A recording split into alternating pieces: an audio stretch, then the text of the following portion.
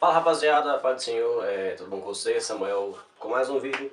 Vou lembrar vocês, se inscreva no canal, ativa o sininho. Bom, no vídeo de hoje, gente, eu vou estar falando uma coisa muito importante que tem sido conhecido como mal do século, cujo nome é depressão. Muitas pessoas nomeiam a depressão como um abismo profundo, um buraco negro, um abismo negro, entre outros nomes.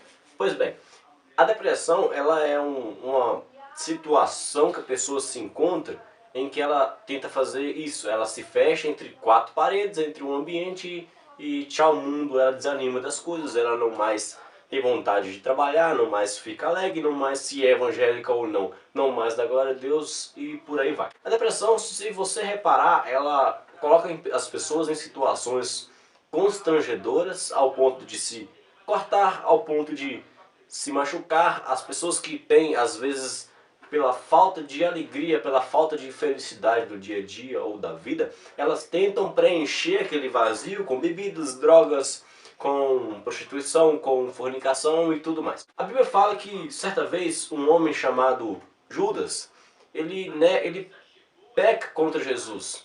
Ele entrega, ele vende Jesus por moedas de prata, moedas da época. Pois bem, a Bíblia fala que ele, quando ele entrega Jesus, ele errou e antes de pensar em reconciliar com Deus, a Bíblia fala que ele não procura Jesus, porque Jesus vai morrer, porque Jesus está sendo crucificado. Mas sim, ele procura a morte com suas próprias mãos. Quando ele faz isso, ele não está amenizando a situação. Ele não está resolvendo o problema, mas sim agravando. A Bíblia fala que um abismo puxa o outro. Lembra do abismo? Ele entra em um abismo que ele consegue ver apenas a morte como solução. No século hoje, a depressão ela é uma das doenças que mais mata, não é câncer. Eu não estou falando de uma dorzinha de cabeça. Só que, Samuel, muitas pessoas falam que a depressão não é. É de fato, ela não é, mas ela inicia aqui.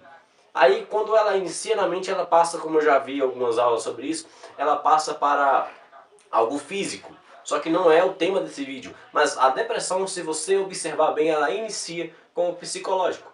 Judas, quando ele traz Jesus, ele pensa muito bem e se arrepende. Sim, se arrepende, mas ele não procura o melhor caminho. Imagina eu que ele fica meio que sem caminho, sem portas, onde vai, se ele traiu Jesus, se ele for para os discípulos vão criticá-lo, vão julgá-lo, vão atrás dele, vão criminalizá-lo ou alguma coisa assim. Isso é o que a mente dele dizia.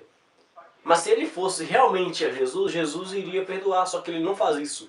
Como ele cai no abismo da depressão, como ele cai naquele abismo, ele procura se matar. Vou mais. A Bíblia fala que Pedro ele faz quase que a mesma coisa. Quase. Por que, Samuel? Porque pecado não tem pecadinho nem pecadão. Pecado é pecado. Judas traiu Jesus, mas Pedro ele nega a Jesus. A Bíblia fala que Jesus, antes de ser preso, Jesus fala assim: Pedro, vão me prender. E Pedro levanta, como ele era aquela pessoa autêntica, ele levanta e fala assim: não vai, não vai porque eu não vou deixar. Se vier a espada come. Mas Pedro, ele alterou-se e o Senhor falou assim: Pedro, aquieta aí porque antes que o galo cante, tu vai me negar 3 vezes, Pedro. Quando ele nega pela terceira vez, o galo canta e ele se lembra do que Jesus falou. Aí ele cai na real: eu neguei o meu amigo. Quando Pedro sai dali, a Bíblia relata que ele chora amargamente.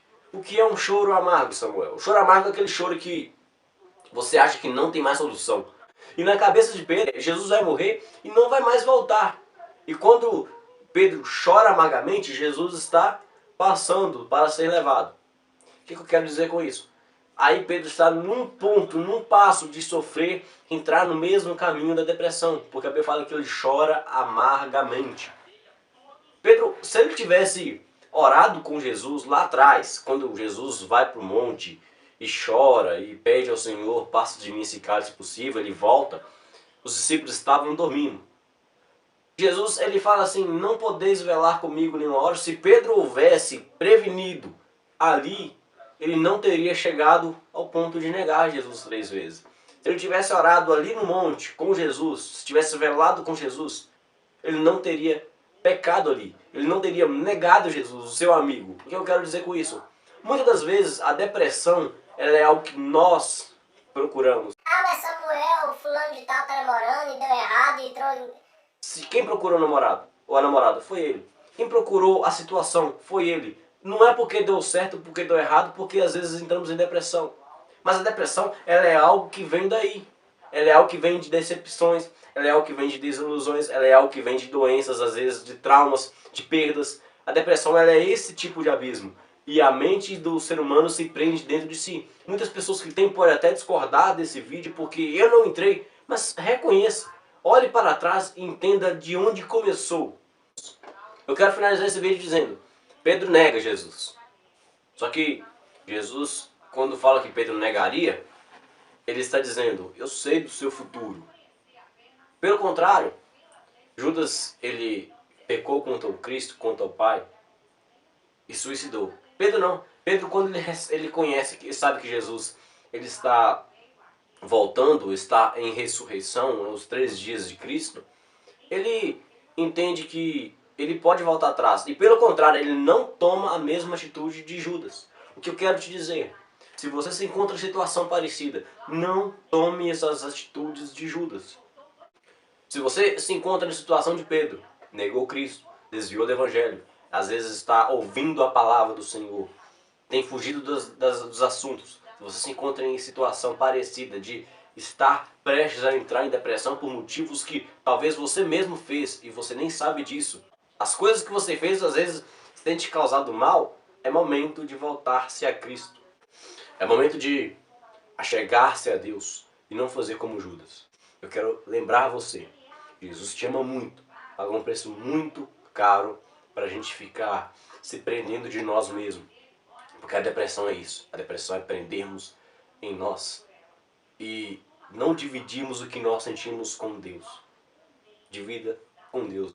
Deus vai dividir com você o que Ele tem de melhor dessa terra. Esse foi o vídeo de hoje.